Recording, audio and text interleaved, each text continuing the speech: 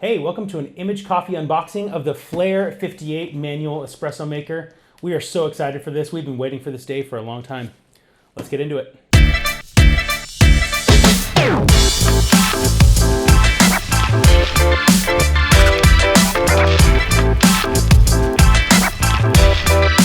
let's go ahead and dive right into it and let's see what we got here. So opening up the box, first things first. Let's go ahead, lift this up. Ooh, okay. So we got first layer. We're not seeing the machine yet, but over here, this looks like a shot collar or a funnel for dosing into the portafilter. One of the awesome things about the Flair 58 is that it has the 58mm portafilter. So yes, it's manual, but you're gonna get a very similar experience to what you get with a regular machine as far as being able to fill your portafilter and hook that in. It's gonna teach you a lot of the basics of espresso and give you that control over the shot profiles and different things like that.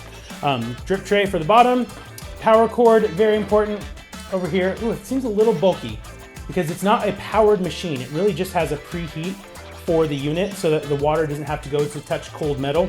So you don't have to pour in hot water from your kettle first and then reheat it. So I'm interested to see how this all works, but this seems a little bulky for a preheat, but we'll give it a shot.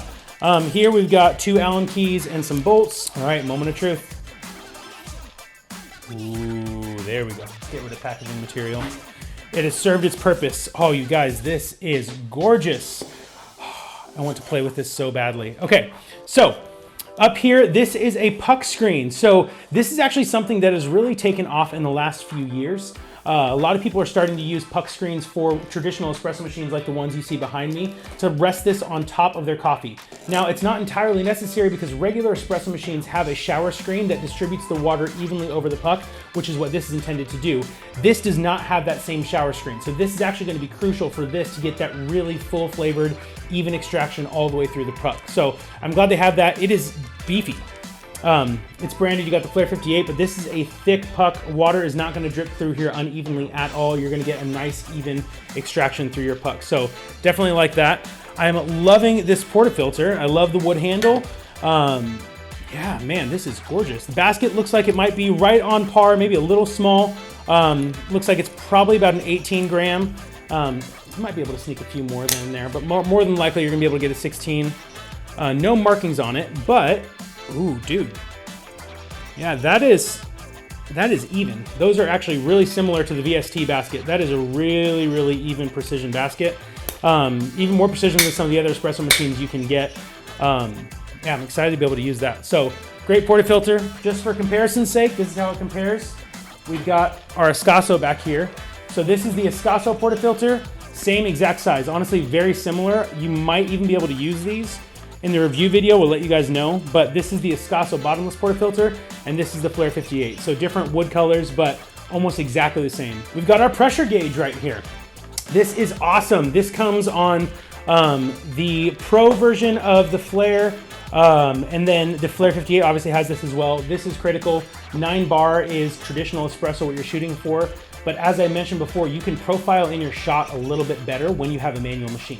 So when you have a pump machine, you're kind of stuck with whatever it is. It's gonna pull whatever pressure it is. Some of the high-end ones, you have a little bit more controllability.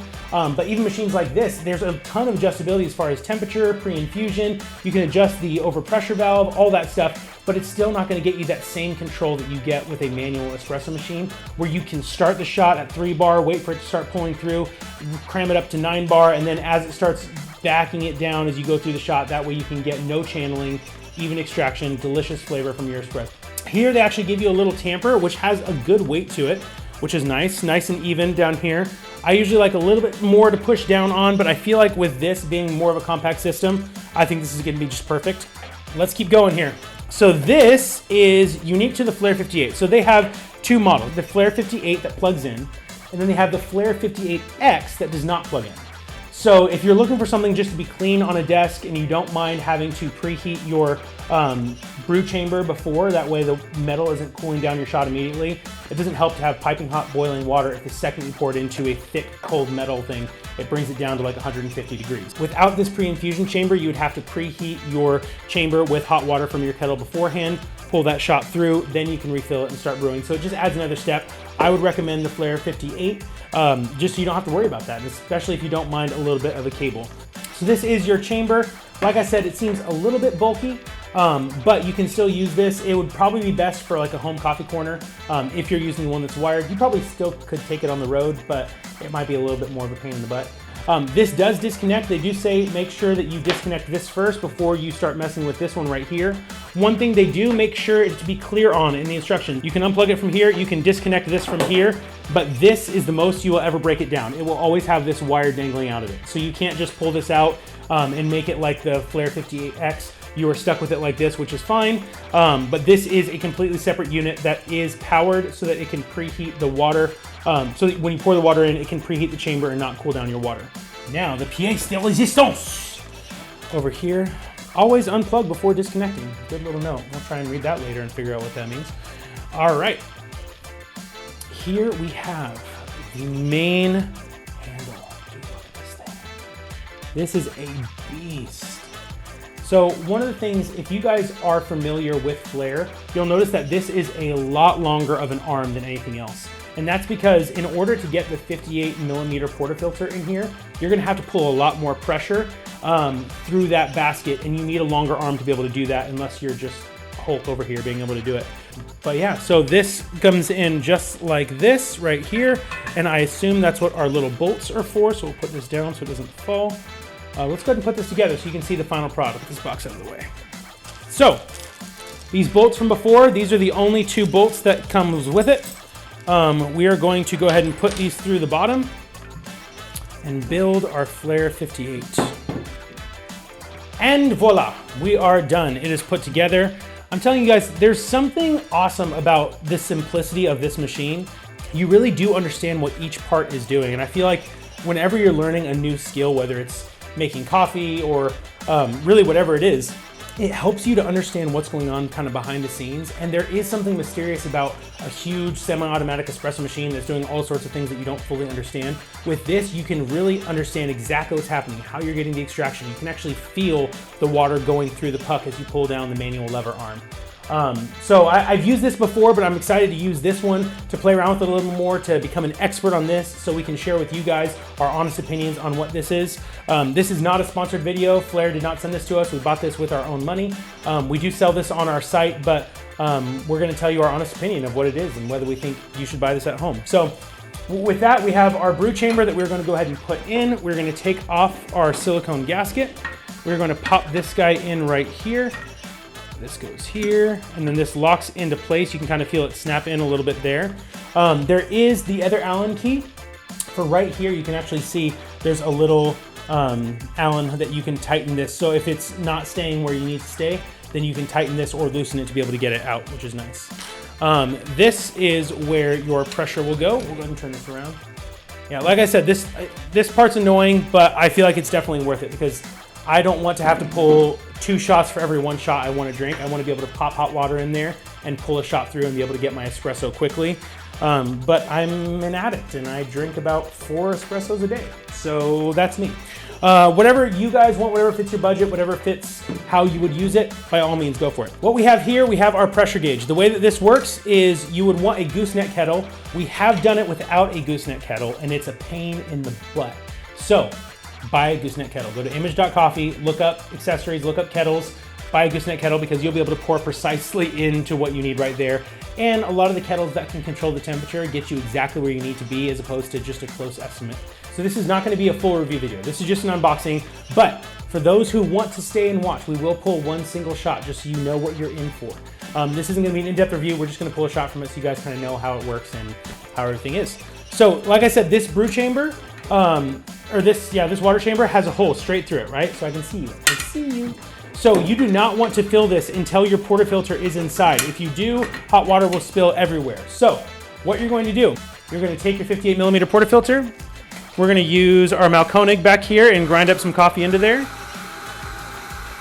All right. I do not know if this is dialed in for this machine. This is what my dial-in is for my Espresso behind me, but it should be fairly similar. And because we can control the shot profile, it should be similar there as well. So we're gonna go ahead and shake this down a little bit, get that nice and even, make sure we don't have too much mounding. We did not use our funnel, but we are gonna use the tamper that they included with it. So we're gonna take this tamper, make sure we're nice and level on the table. We're gonna go nice and even, we're gonna push down. right, you guys. We're gonna use our puck screen. So since the water is just gonna be in this brew chamber, you want something to evenly distribute across the ground. So we're gonna put that Flair 58 puck screen right there. So we're gonna put in our portafilter. So the proper positioning is not going to be straight out towards you. It's gonna be with the handle towards the side of the unit. So this is a properly locked in portafilter. We still have our unit preheating right now. So once this is all the way on high, we'll be set. I'm gonna go get some boiled water and then we will brew a shot. We're gonna use our Akaya scale right here to make sure that we are pulling the right amount. And we have got our little fellow espresso mugs, which are absolutely gorgeous. So we're gonna pop this right underneath so it can pull evenly in there. Right here, you got our preheat done. This is as warm as it's gonna get. Ooh, it's hot to touch, careful, don't touch it. We're gonna pour our water in. It doesn't matter how much you pour in because you are going to stop when you hit the right amount that you require on your scale. So now we are going to make a mess and pop this in. All right, so we're gonna tear out our scale and make sure we're good here. We're gonna start our timer and we're gonna start pulling through. So we're gonna start at a low pressure. We see espresso, so now we're gonna crank it up to about 9 bars and we're gonna hold that all the way through until we get to about 36 grams, which is exactly where we wanna be. All right, and right there, stopped it right at 40. So we're gonna let that stop. They recommend pulling through the excess, so we're gonna trade out this cup, and we're gonna go ahead and continue pulling through the rest of the liquid that is in there to make sure it's easier for next time to extract. So that was a little short. I would probably tighten up the grind if I were to do that again for that normal espresso, or maybe back off on the profile a little bit. But that was 18 grams in, 36 grams out, and it took us about 20 seconds, which is a little on the lighter side of what I prefer, but we can go ahead and taste it and see what we think. Give it a stir real quick. I'm gonna use the biggest spoon imaginable to stir the smallest espresso glass imaginable. Every time I drink espresso for you guys, I burn my tongue and I don't taste anything for a week. I'm gonna learn my lesson one of these days. I just don't know that today is that day. Let's go ahead and give this a shot. Smell it first. It smells very even. It smells like it might be a little sour, which would be under extracted, which makes sense. Okay. Yeah, a little bit of sourness. Like I said, I would tighten up the grind or adjust the profile a little bit, but that is really, really good. Definitely on par with any of the machines I've used. We've used Sinelli, we've used some commercial machines, we've used the Escasso regularly. Definitely amazing espresso coming out of this machine, tons of potential. This is the first shot. You saw it live, we opened this and we pulled a shot on it. So there's tons of playing that we want to do. This is not the review video. I'm excited to do that, but this has been an unboxing of the Flair 58. Let us know what you think down below. Comment, subscribe, like, share, do whatever YouTube people do, and we'll see you on the next one.